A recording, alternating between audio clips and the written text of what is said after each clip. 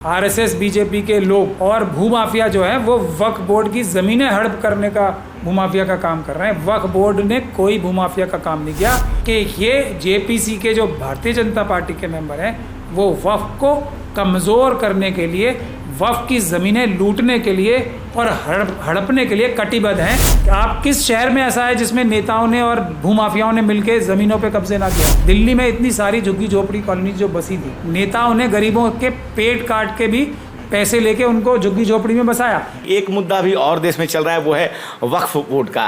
पटना में जो है आज जेपीसी की टीम गई, संजय जायसवाल उस टीम में है, और वहाँ एक पटना में फतुहा एक जगह है और वहाँ पे कहा यह जा रहा है कि वक्फ ने जो है वहाँ गोविंदपुर एक इलाका है, 95% हिंदू रहते हैं और ज़मीन खाली करने का निर्देश दिया है।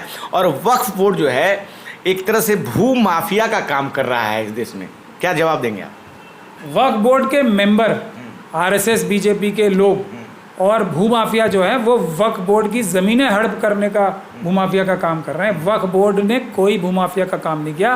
वक्फ बोर्ड की ज़मीनों ने भूमाफियाओं ने वक्फ बोर्ड की ज़मीनें हड़पने का काम बहुत किया। ये है सच्चाई। बाकी जो ये वक्फ एक्ट आ रहा है और ये जो जेपीसी के जायसवाल साहब मेंबर हैं, उन्होंने तो वक्फ जिस पर्पज़ से आ रहा है कि जो मैनेजमेंट, एम्पावरमेंट, एफिशिएंसी और डेवलपमेंट करने के लिए आ रहा है, तो इससे मैनेजमेंट भी अच्छी होगी।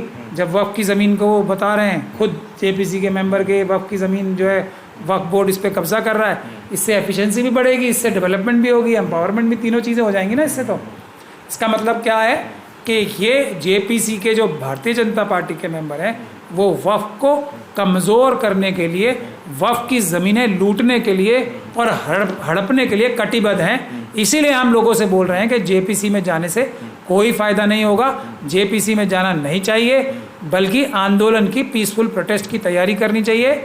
SC ST और OBC और दूसरी जो सिख, क्रिश्चियन, बौद्ध के साथ मिलके जो एक साथ मुद्दे जो हैं जिस पे हम सब लोग एक साथ पीड़ित हैं, उनके साथ मिलकर रिजर्वेशन के मुद्दे पे लेके, बैकलॉग के मुद्दे पे लेके, SC ST सब प्लान के मुद्दे और वक्फ के मुद्दे को इकट्ठा करके हमें ये लड़ाई लड़नी चाहिए। एक वक्फ को लेके एक और शिकायत है कि अगर वक्फ किसी ज़मीन को अपना बता देता है तो जो है पुलिस थाने में भी उसकी शिकायत नहीं लेते। कहा यह जा रहा है कि वो लोअर कोर्ट में भी मामला नहीं सुना जाता, सीधे वो हाई कोर्ट और सुप्रीम कोर्ट में सुना जाता है। शिकायत जो है वक्फ अगर किसी ज़मीन को अपना कह दे तो फिर मामला जो है वो बहुत ज़्यादा पेचीदा हो जाता है। नहीं, वक्फ किसी ज़मीन को अपना कह ही नहीं सकता, ये कानून है।